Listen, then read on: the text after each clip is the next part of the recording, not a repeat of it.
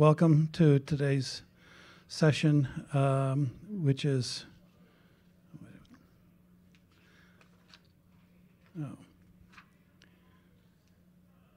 that's funny. How a semantic layer accelerates last mile delivery of analytics, which is actually a favorite topic of mine. And with us is Ling Xiang, who is Senior Director of Product Management, BI and Augmented Analytics Platforms at JLL Technologies. She's a leading transformation. She is leading the transformation of CRE data analytics platform at Jones Lang LaSalle. And also we have David Mariani, who is a CTO and founder of AtScale, and is has also an extensive prior career in the technology space. And we welcome both of them and look forward to this session. Thank you. I would just like to point out that questions, we'll probably hold questions to the end, but remember that you need the microphone because we have an online group watching and listening as well. And also to remind you to silence your devices. Thanks. Thank you. Everybody can hear me okay? Great. So for today's session, you're going to get two perspectives. You're going to get a technology perspective for what is a semantic layer and what's it composed of, what's it mean, what are the services, and sort of how it works. And that's coming from me. And Ling is going to give a perspective from the practitioner. So how do you implement a semantic layer in an organization like Jones Lang LaSalle, and what's that look like? So we'll get a good perspective from both angles. So just a question to start with. How many people here know what a semantic layer is? Can we see a show of hands? Okay, great. So, we're gonna, semantic layers, of course, have been around for forever. But we're gonna talk about a different approach here. So I'm gonna take you through, first of all, just a definition of one of my favorite definitions of a semantic layer, which comes from Wikipedia. The key words here are the business representation, and I also like the access data autonomously. I think that means for me self-serve, and then using common business terms. That means it's business ready. So a semantic layer really is a business layer on top of your data, and so what we've done sort of in the past, I would say, decade or so, is that we sort of thrown out the old sort of OLAP tools that provided that really business-friendly way of accessing data, and we went back to straight old SQL. And what we've done with the new generation of these BI tools is we've asked people, users, to really understand about databases and schemas and know where data is before they actually can do the job that they came there to do, which is ask questions about their data so they can get their job done. So when you look at sort of like where the semantic layer lives, it's been hiding in plain sight. Traditionally, you could see semantic layers or semantics and business semantics embedding themselves in a data pipeline. You see a lot of DBT users out there. I mean, that's business logic that's being written in code, and then being instantiated as tables in a data warehouse. So that's one way of doing it. I've seen other approaches where you talk about the medallion architecture of bronze, silver, and gold. Typically meaning that bronze is your dirty data and gold is your sort of reporting data. That's another way of doing it, where you're actually creating reporting tables that are sort of supposed to be sort of business ready or analytics ready, and those are done where the semantic layer has been defined in the warehouse.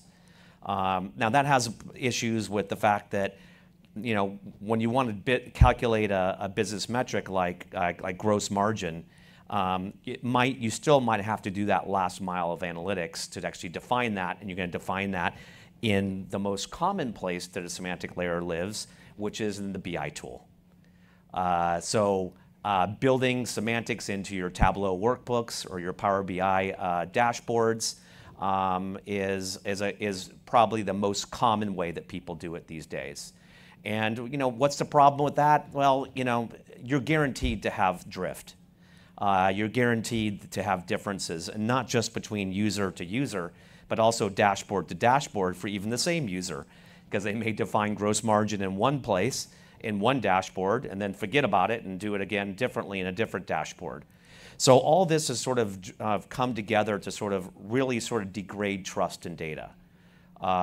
When I was at Yahoo, we had the most simple, and I ran data at Yahoo, and we had the most simple metrics available, like impressions and clicks.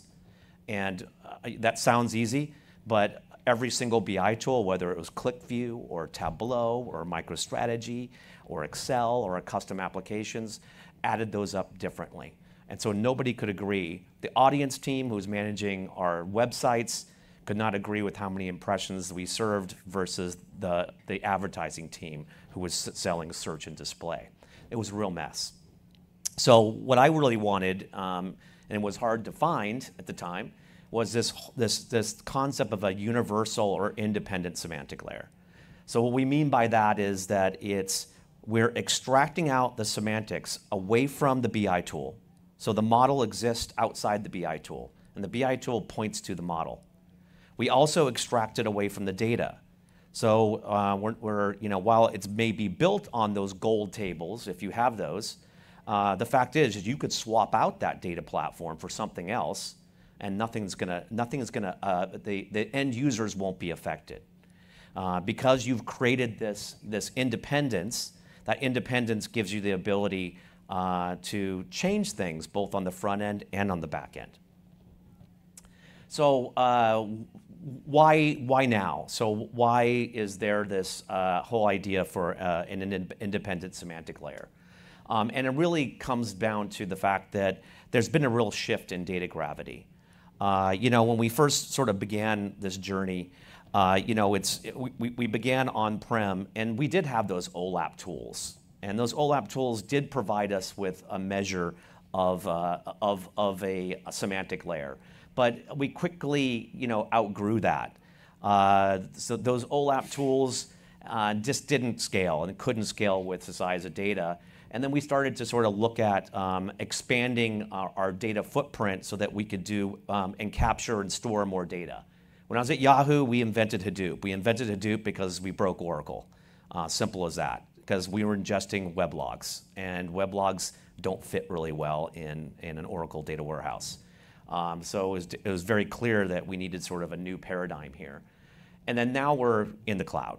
And we're in the cloud, and we're using these scale-out data platforms and these cloud platforms, which is fantastic, because now we can go and add as much data as we want, and we don't have to change our infrastructure. We just pay more for it. Now the problem with that is that our analytics engines aren't keeping pace with that, because we've gone ahead and used things like data extracts and imports into Power BI Premium. We basically have re-siloed what we worked so hard to unsilo. And that last mile of analytics has really become a real mess. So the semantic layer is, and I'm going to argue that the semantic layer really needs to be part of the modern data stack. So let's just review really quickly the modern data stack. I took this right from Andreessen Horowitz. I don't know if you guys have seen this, but I think it does a pretty good job at laying out the different components of the modern data stack. And there's a lot of boxes there, so I'll break it down for you. In the middle there are the cloud data platforms. Whether you are dealing with a lakehouse or a warehouse, that's really where all that gravity, that data gravity sort of is resting. And then you got the consumption side. And you got your analytics consumers who want to consume that data. Well, guess what's in the middle there? It's not called a semantic layer, but it actually exactly is a semantic layer. And if you look at those components, there's a metrics layer, there's a data modeling layer, there's a workflow manager to manage all the data on the back end and make it fast, and then there's entitlements and security. So I didn't change this chart at all. Semantic layer has been again hiding in plain sight here. But it's not good enough to have those components be decoupled. Then you need to have integration to make a real semantic layer work so that it can be the intermediator between your data and your consumption. So that regardless of how you're consuming, you're always going to see the same business-friendly semantics. You're always going to have the same governance, and you're going to have the same performance characteristics and scale out. So, what are we really doing here? Well, we really are breaking down these data silos. Like I mentioned, we spent so much time getting our data to the cloud and consolidating it and fixing all the errors of our past. And then what we do is we end up putting the semantic layer right back and creating extracts and creating these little mini silos for analytics in each of the consumption tools. So rather than do that, what a semantic layer, a universal semantic layer can do is it can sit in between. Again, it's that broker. It gives you the ability to switch these. We've had customers who started out on on-prem Hadoop that moved to Google BigQuery, for example, Home Depot did this, to the cloud in a weekend. Even though they had 5,000 users who were querying data using Excel and Tableau. And none of them knew the difference because of that abstraction. So we're all developers at some point. We used to be developers, but abstraction is an important concept. Encapsulation, those are important concepts. And the semantic layer really does that for data. It provides you that firewall for changes, allows you to plug and play, and allows you to define your business logic in all one place. So what are the different components of the semantic layer? You saw those in the modern data stack, and what I argue is that they need to be unified in a platform to make this all work. So you start with the metric store. The metric store is where you have your all your data assets. And I hate the word metrics because it's dimensions and metrics. It's attributes as well. It's not just metrics. It's also your core dimensions for how you run your business. But that's really ultimately the interface. That's what the tools connect to. And the tools could be BI tools. They could be a Jupyter Notebook through Python. So it's important that a semantic layer has multiple interfaces. So Power BI wants to speak DAX, and it really wants to speak DAX. So it should be able to speak DAX to the semantic layer. Excel, if you want to use live pivot tables or cube functions, they only speak MDX. Tableau, if you use Tableau, you know it wants to do SQL. And you know that a data scientist is going to want to use Python and data frames. So it's really important that metric store has those different interfaces to work with. It all begins with a model and a semantic model.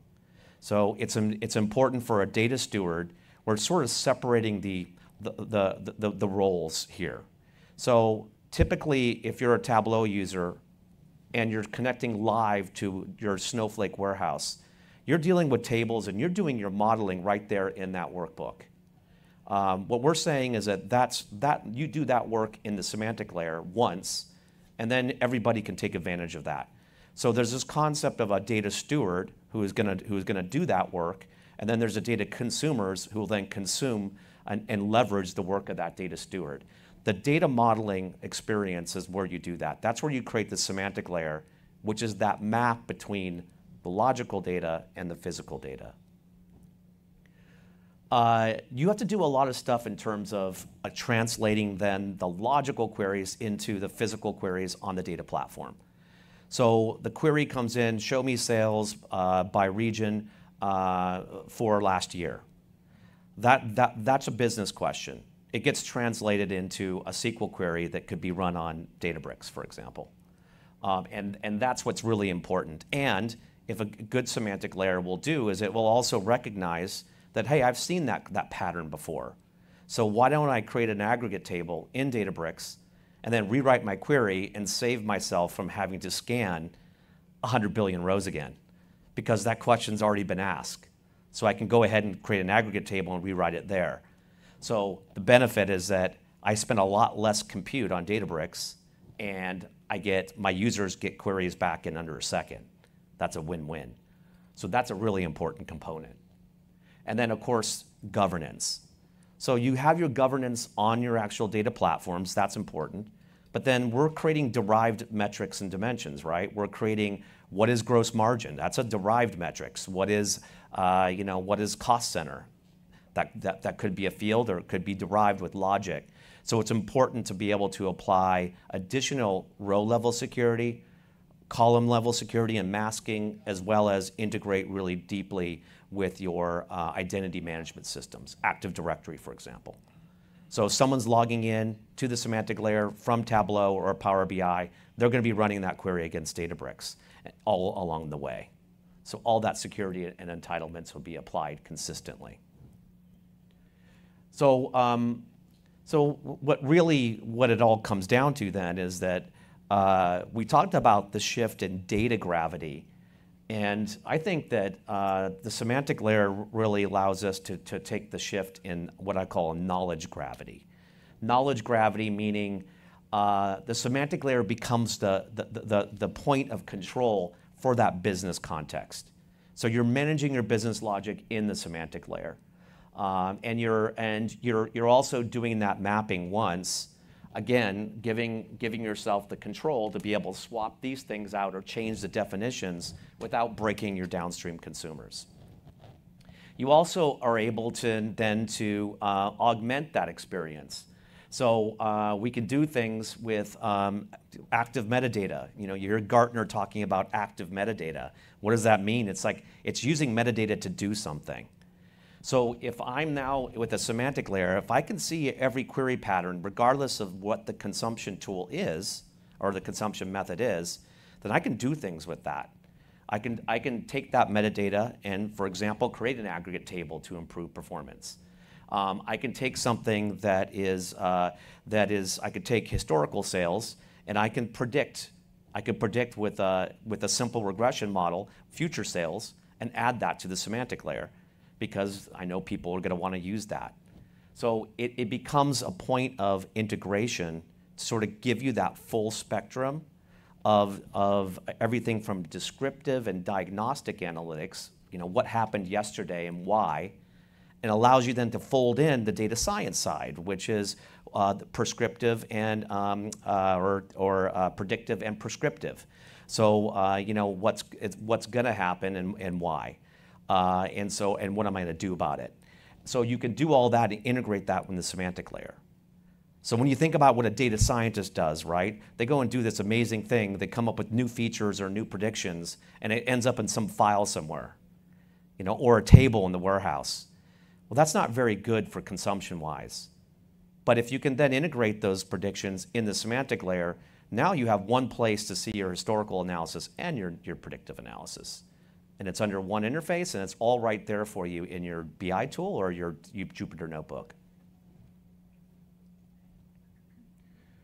So just a summary here in terms of what we're talking about here. So if you invest in a semantic layer and a semantic layer platform, what you'll get is obviously you will get more self-service. So I've seen customers. And we can see this from a telemetry from our data partners like Snowflake and Google and BigQuery, as well as Databricks. They've gone from zero consumption to being one of the top consumption drivers on those platforms. Why? Because the semantic layer takes the data to everybody. So if you're an Excel user, you are now able to query, and you're able to query live data. That means that truly gets data to a lot more personas than somebody who knows how to use Tableau or Power BI and model data. So we're expanding sort of the aperture. We're allowing a lot more people to ask questions of data because the semantic layer has made it easy and put it into their terms, business terms, and it's opened up the access to Snowflake or Databricks or BigQuery to thousands of more users. So we've seen instances for customers where they've gone from hundreds of users to tens of thousands of users, and it's because the semantic layer has opened up that consumption to a lot more personas that just couldn't do it before. You know, and it's it is, you know, it also provides, you know, obviously ease of use and a faster experience. So your business users and your data scientists are going to love it because they're doing less data wrangling and getting their job done, and they're doing it faster without creating silos, which IT hates. So IT loves the fact that you can eliminate those additional analytic silos. You've got the ability to address new personas, so you get to bring the data science persona into your BI persona, and they can work together, and you can see, you know, predictive and historical data in the same place. And it's natural. You don't have to know where that data came from. It could have came from a machine learning model, or it could have came from 3 different data stores in 5 tables. You don't have to know any of those details. So what we like to see also is that semantic model could be a real great, and a semantic layer can be a really great sort of tool for enabling a hub and spoke style of analytics teaming. What I mean by that are sometimes it's called data mesh. I like hub and spoke. You can have a center of excellence. You can have your spokes be your domains, finance, marketing, sales, and they could use the semantic model and the semantic models and their objects to share with each other. So your center of excellence may be responsible for the time dimension. So I'm going to author that. Everybody's going to be reporting on the same time factor. At Yahoo, that was the problem. That was one of the problems why impressions and clicks never matched up, because everybody used a different calendar and a different way of counting what a day was. I know it's completely ridiculous, but that happens all the time. You could have your marketing team own the campaigns dimension. You can have the finance team own the cost center dimension. And they can all share those and build new models, mash up new models, and get consistency regardless of what data they're connecting that to. So it really allows you then to be able to span out the ability to create those data products, to create those semantic models to the business who know their business problem, who understand their business better than any IT person ever would. But you let the IT person and the IT team still be in the mix to be able to have at least a way to manage all this, this activity in a consistent fashion. So everybody's happy. So you get, you know, IT is no longer afraid of all the stuff that's happening in Tableau and Power BI, which they don't see, all that shadow IT. And the users are happy because, you know, they're getting fresh data. It's live. And they're getting access to all of it, not just to a slice that somebody determined they were worthy to receive.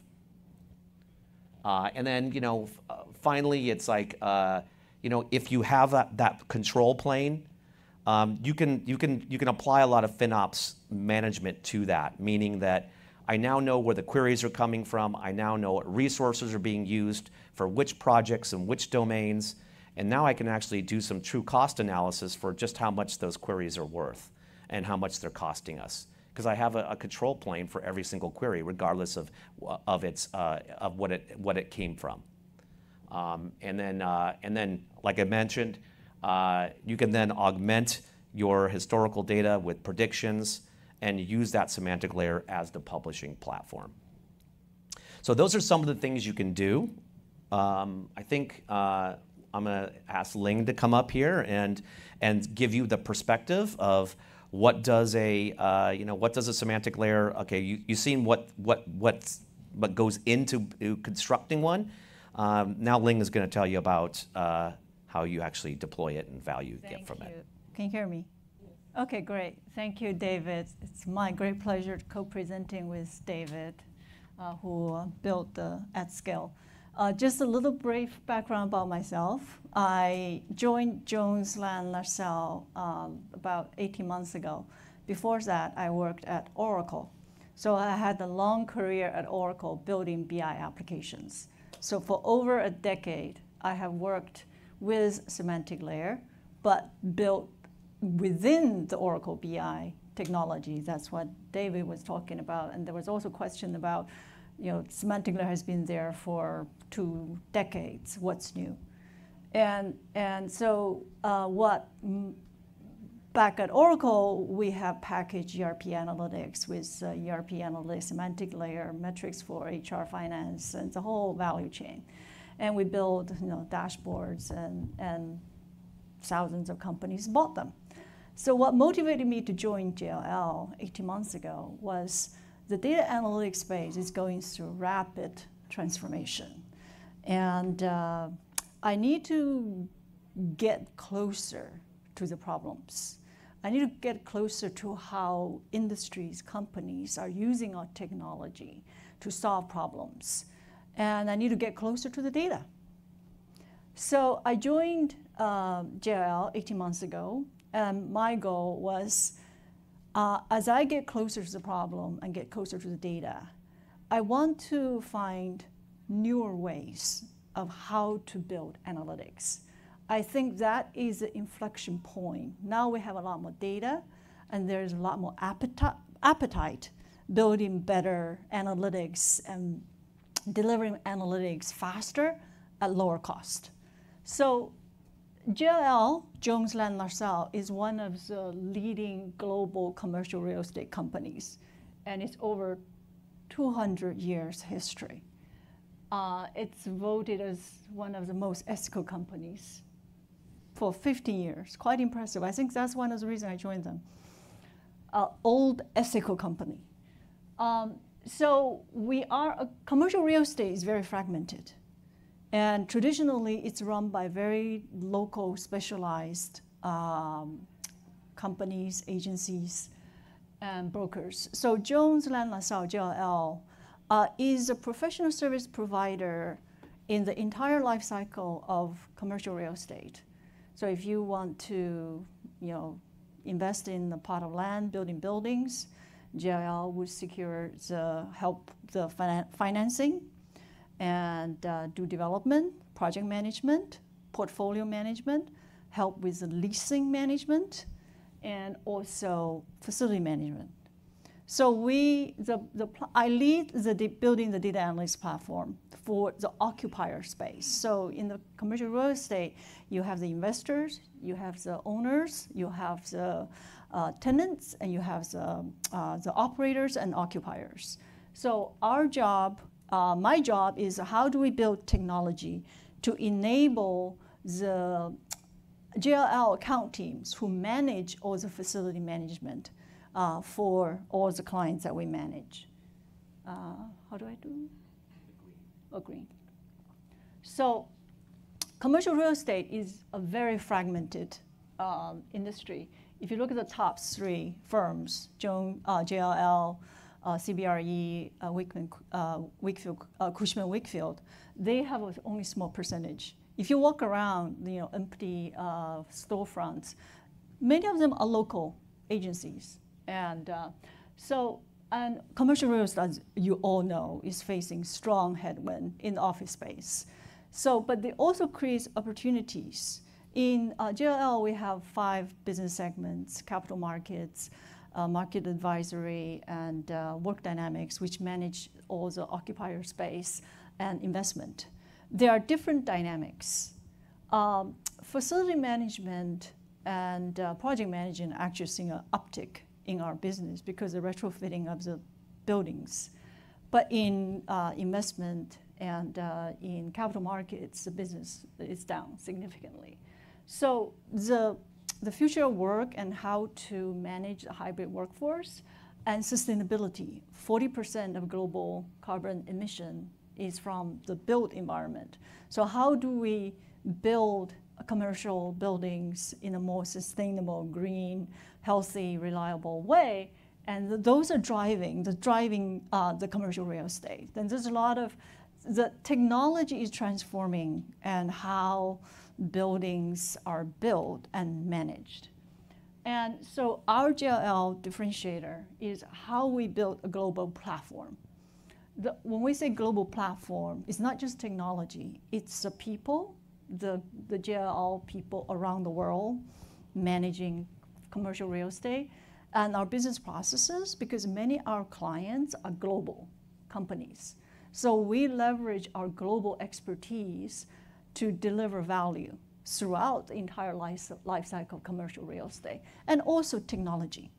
So the JL technology, it was spun out about 6-7 years ago so we have a business unit, JL technology. I think JL technology is almost like the SaaS company, the SaaS technology company for commercial real estate. And we also have an investment arm investing in property tech. And so we differentiate with our technology platform. The platform we're building, the data analytics platform, is just one piece, the foundational technology of the portfolio of applications and technologies we have in JL technology, data. And I think anyone who has gone through construction, home improvement project is messy. And there's so many data points and so many data systems, and that needs to be integrated, that were built in different places and don't talk to each other. So getting the data in the right order, in the right shape, is very much of what we do. You know, when I look at commercial real estate, it's like commercial real estate is really about data. It's a data industry. And our industry knowledge, we have a long history of managing commercial real estate. And like what David was talking about the earlier slides, there's just lots of dashboard and different tools. So the knowledge are locked away. How we're doing business now is a lot of commercial real estate management knowledge is locked away in all those dashboards. So this is where the semantic layer come into play, and how we harvest the knowledge, have a knowledge repository. So we build repeatable solutions. Instead of every account, we have to do the same thing, taking data out of database, do data wrangling, and building metrics, and then they're all sitting in dashboards. So how we move from a desktop-driven kind of business practice to a platform. We create repeatable, composable, modular solutions that can be configured and extended and assemble solutions by our BI specialist in the field for our clients. So this is just a very high-level view. It's not much different, actually. I think everyone here going through the same pipeline. What's different is the source data systems. So we have a large number of source data systems, facility management, different facility management software, some management JLT, some are not managed by JLT, and our clients also bring their own data, financial data, invoicing data, leasing transaction data, and space data, and IoT data, energy data, consumption data. So all of those data, the 360-degree view of how office space is being managed. And also what's changing now is because the technology evolution in IoT, and there's a lot of more data are being collected and being processed at a much finer granular detail and more frequently. So we're getting all of this data, and we have an IoT platform as well. So how all of the data come into place, you can see data across all those domains that used to be very siloed. So we have a cloud. We're moving. So currently, our legacy data warehousing is on a SQL Server on-prem managed internally, and that is chugging along under its own weight. And so we are moving to a cloud-based, one of the leading data analytics platforms who's here, actually. So we do, aggregate data, data transformation, and what we are building right now is a semantic layer. And so one of the challenge we have is there is no single version of truth. Because when we build, I think anyone who has built SaaS solutions knows, when you build a solution, that's just one view. When you deploy it to clients, there's always differences. Any SaaS solution has to have built-in configurability and extensibility. So right now we have about 300 metrics. But when we deploy it to all the clients, the open work order count, even that metric, there is variability. So how we do things differently, we have the semantic layer that's managed by JLT engineers. And traditionally, that's where the semantic layer ended. You have IT managed semantic layer. So what we're doing now is how do we make the semantic layer more agile, open, and so that business can take what we build and configure them to meet the needs, while we also keep the governance. So almost take, if you think about the distributed development that's managed in Git repo, and we are taking that approach, how we manage a semantic layer. So we have the main branch and their client branch. And when a client on account configure a metric, and that gets propagated to the dashboards that we ship out of box.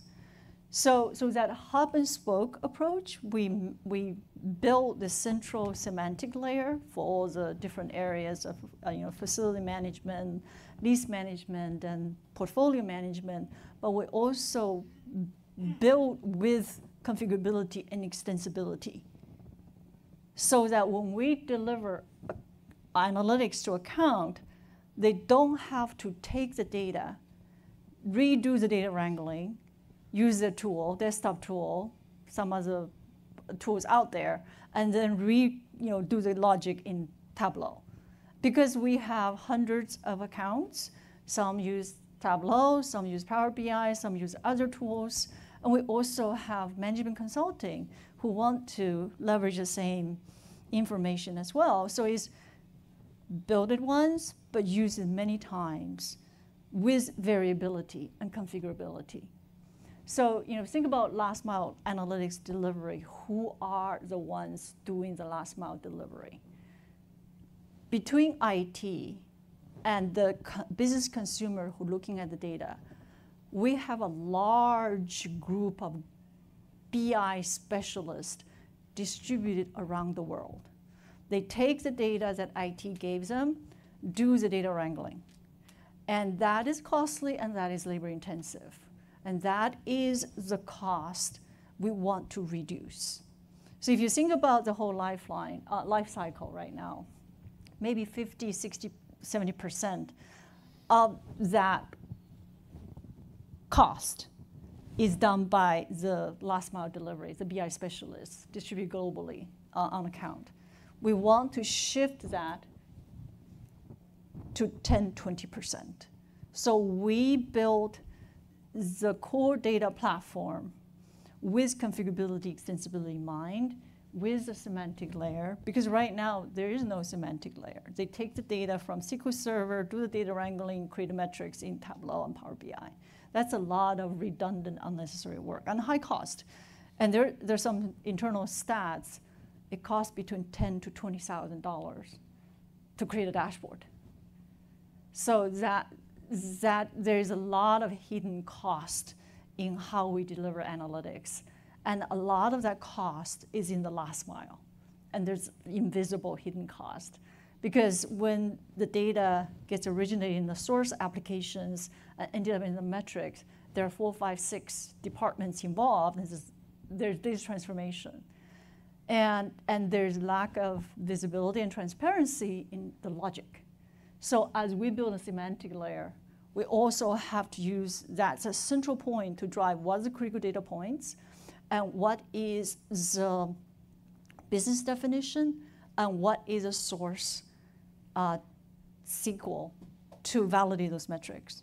Because when we deliver those dashboards and metrics to our BI delivery teams, they need to understand, is this metric correct? Especially we are moving them from existing SQL Server, Tableau, legacy dashboards to the cloud.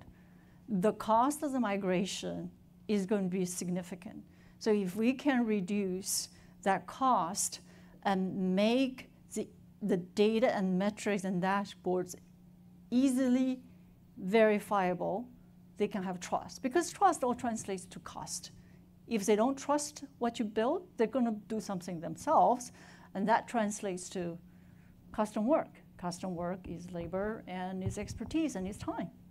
So this is the data quality, data lineage, data catalog, data discovery, all of that is this peripheral things around the data, but they contribute to a significant cost of the delivery of analytics.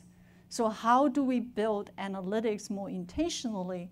We shift as much logic, the transformation into the database, but not all the logic can be in a database because there's runtime, aggregation, anytime you do a percentage ratio, you will have to put it on some logical semantic layer because the aggregation needs to be determined by the dimensions are selected at the query time. So how we build analytics with the simplicity, transparency in mind, and with the semantic layer sitting on top of the consumption layer to our BI delivery teams, and with that, and how we reduce the cost of delivering analytics. So if you look at the current state of analytics, it's very siloed, it's very fragmented, and it's very ad hoc, and it's very idiosyncratic because there's so many players in building analytics.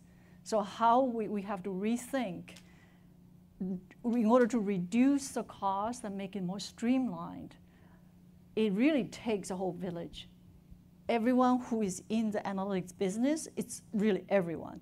The people who manage the source applications, the people who enter data into the system, and they have to be aware what is the downstream impact of that data, how we close the feedback loop.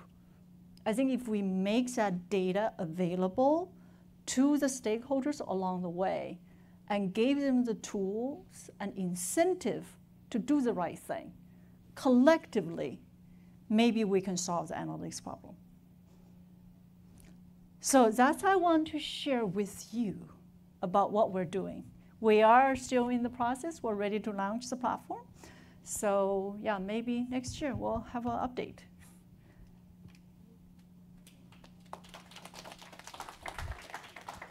Do you want to open up a question? Yeah, questions.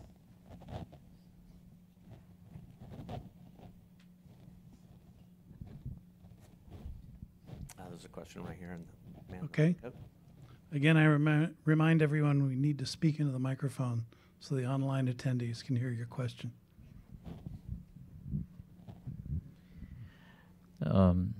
Great presentation. It's a very interesting topic. We are trying to build a semantic model over a data platform, exactly the same kind of, over Databricks. So you mentioned a lot about the semantics creating, but can you explain the technique of creating the semantics themselves, right? We should not end up creating a whole new schema again, right? It's a big task. Like you're talking about the entire enterprise database that contains like handful of domains and thousands of data items. So what is the technique in developing these semantics that are going to be consistent for a long time, and what is the change data capture for these one as well?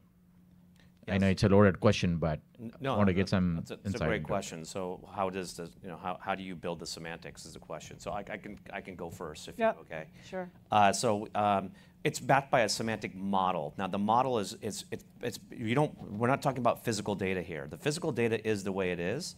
So what we're building basically, and you could do it with YAML, with a YAML-based file. So you're basically configuring, you're saying, this is a definition of a dimension. This is where it points to. This is what it's called. This is a metric. A metric is made up of a ratio, which means it's summable. But of course I have to make sure that I sum the two parts before I do the ratio, before I do the division. So it's rules, and it's rules that are sitting on top of your physical data. So the semantic layer platform then when a query will come in, it will ask for those logical data elements. The date and sales and gross margin, 2 metrics in one day, and by region, which would be another dimension. And then using that semantic model, which ends up expanding out into a knowledge graph, it then constructs the right SQL for Databricks. So in comes a logical query. It uses that semantic model to then translate that logical query into a physical query for Databricks in your case. And so the curation of that semantic model, the same person, the same process as what happens typically today in the BI tool. So if you're using Power BI to create a data set, if you're using Tableau to create a workbook, you're going to first model that data and say, here's my tables, this is their relationship, this is the joins, this is what I want to call a dimension and a measure, and then you start to do your visualizations.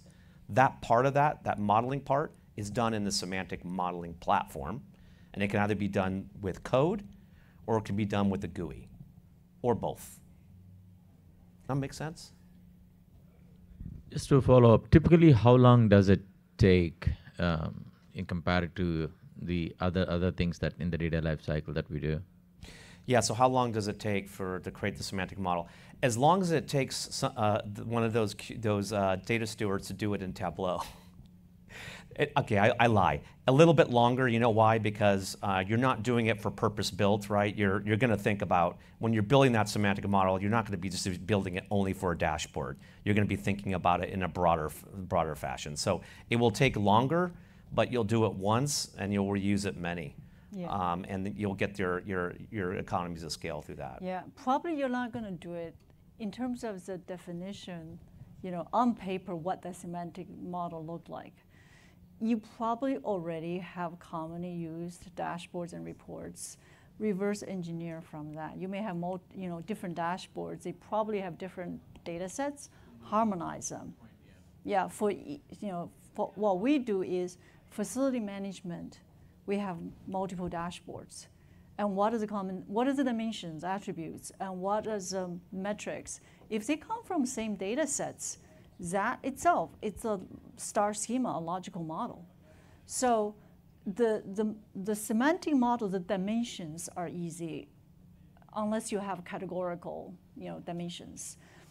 Most of the work is in the metrics, especially in like aggregated metrics and time series metrics. Yeah.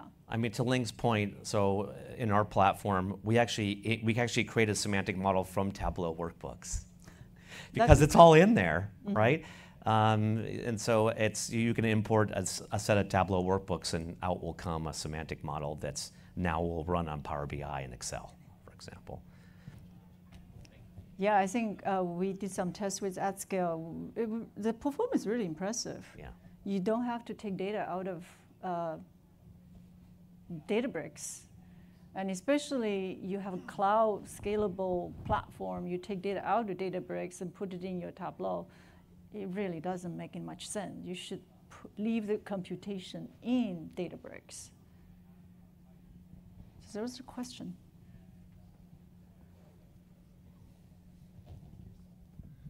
One closely related question to the follow-up question. In terms of analytics delivery costs, what do you, I guess, estimate as a sort of the maintenance percentage? And then a second question I had was, what kind of, do you suggest any particular semantic framework to use? For example, I've worked with ontology web language, RDF, simple knowledge organization system. Are any of those techniques useful for this, or is that overfreighting it? No, it's not. Why don't you take the cost one, and I can take the Yeah, the cost one is interesting. I think in the current data warehousing architecture, the IT team really just managing the data, get the data into the data warehouse. Most of the analytics data wrangling work is done by the BI specialist sitting in the business. So that cost, you really have to think. I think the cost I quoted earlier is take the total labor cost in that group divided by how many dashboards were produced. So the cost is pretty high.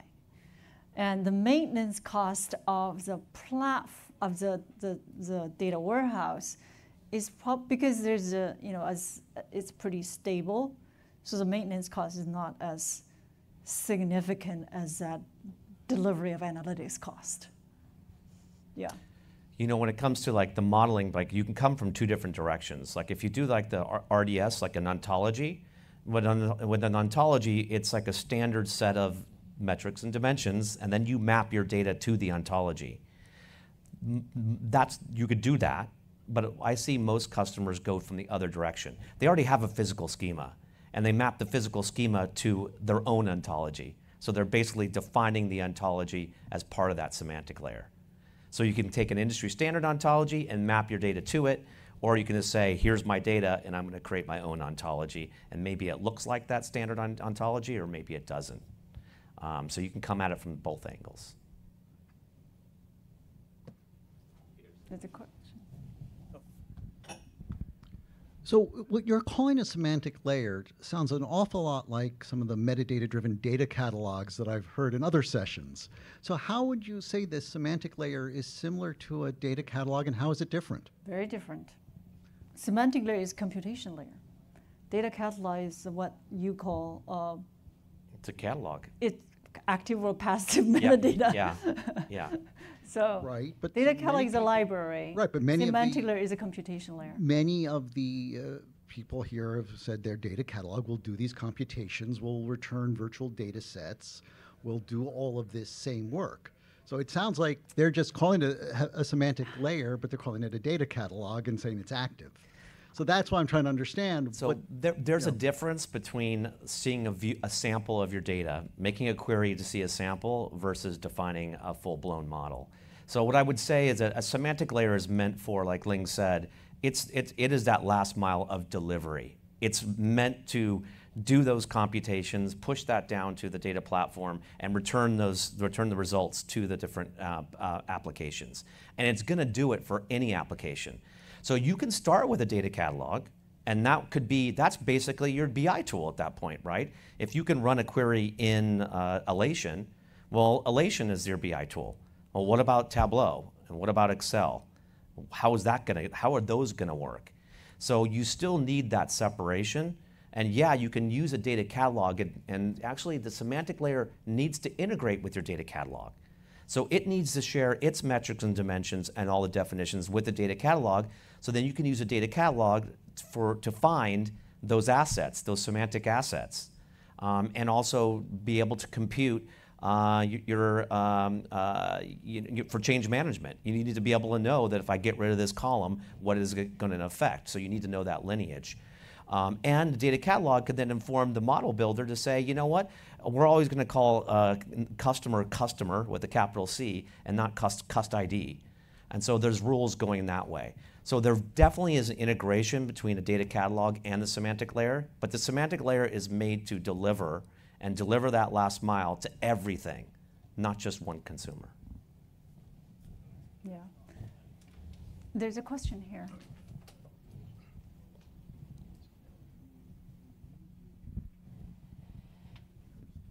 Thank you both for the informative session. I have a couple of questions. In terms of the modeler for the semantic layer, who is that person, and what is the process for building a module that is sort of generic but can be extended? If you could just explain that and how all of that works. Do you want to take it? And then the second question, do you want the second question now? No, hold your second question. Go ahead, Ling. Yeah, we'll answer the think, first one, and then we'll let you answer in the terms of who follow-up. built the model. And so the way we do it is each subject area is a content. There is the physical data model for the data dimension and fact tables. And then there is a business representation of the dimensions and facts and metrics. So we have one team. That would be the IT engineering, the base model. And once that's built, we deploy that. Then the business come in and how they want to evolve that model.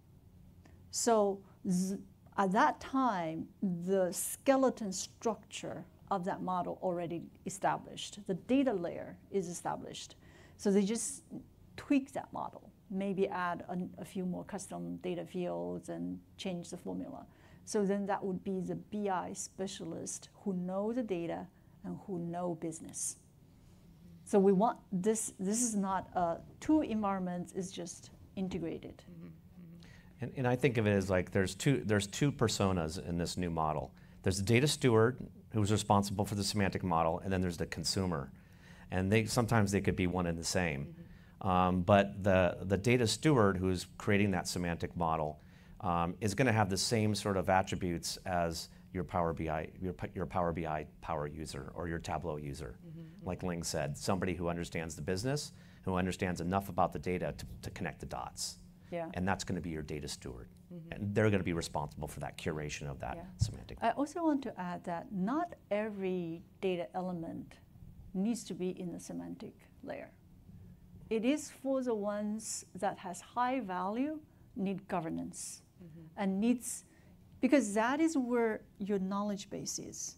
Because in business, they change rapidly. They could do some ad hoc reporting. That can just remain in the BI tool. They don't have to be in the semantic layer. The semantic layer is the repository you curate your business knowledge and the metrics. And because this is a foundation you do for you to build more interesting things on this metadata and on the usage of those metrics. Second question? As you are taking this journey, what are some of the lessons that you're learning that you can share with others who are just getting started or about to start? I think how to be creative, collaborating with business, because analytics is about business, and how you make this easier so that you can give business tools to be part of the solution development. I think that's the whole point of how you lower the cost of last mile analytics delivery is remove the drudgery of data preparation and give them the data, the open, extensible data, so they can work their magic to solve their business problem that's constantly changing. I would say that I would organize your teams first. So I like a hub and spoke. That's what I would do if I were doing this again. I like to have a center of excellence, and then I like to have the spokes be the domains. And what I would say is like your hub is responsible for managing the semantic layer platform and all the common objects that you want to share across the domains.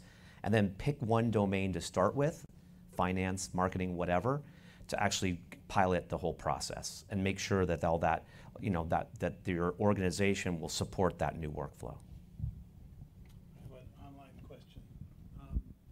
And because we've come to the end of our time, I'm afraid this is going to have to be our last question. It says, how does what you have described as semantic model differ from what has hitherto typically been called conceptual model? Conceptual model. Do you know, can you answer that one? I assume it's a star schema. Well, I think they're referring to the old Arthur D. Little model of a conceptual, logical, physical schema. Well, so. Oh, that's different. Well, I think of, look, for me, the semantic model is the logical model. There's definitely a separation between the physical and the logical, and the semantic layer is firmly a logical model, not a physical model. Even when you build a logical model, the logical model could be one way, but you may have multiple business representation of that logical model based on the persona. For example, facility managers and engineering managers, they may need to see different representation of the same metrics. Different name, very simple. Different names, different organization. And assemble the metrics differently. Because engineering manager who manage facilities, they may not care as much as what the facility managers need to care about. They focus on the equipment. So the metrics, you have a logical layer that with a collection of metrics, and you can subdivide those metrics and those dimensions based on a persona and represent it differently. So that's a business presentation. So if you think about it, there's a physical tape database, logical model, the join relationship, and the business representation. Okay, great. Well, I want to thank our speakers for this wonderful session, and I know we had more questions than we had time for. Maybe they'll have a little time to mingle with you and answer some of the questions we didn't get to, but thanks everyone for attending. Thank you, guys. Thank you.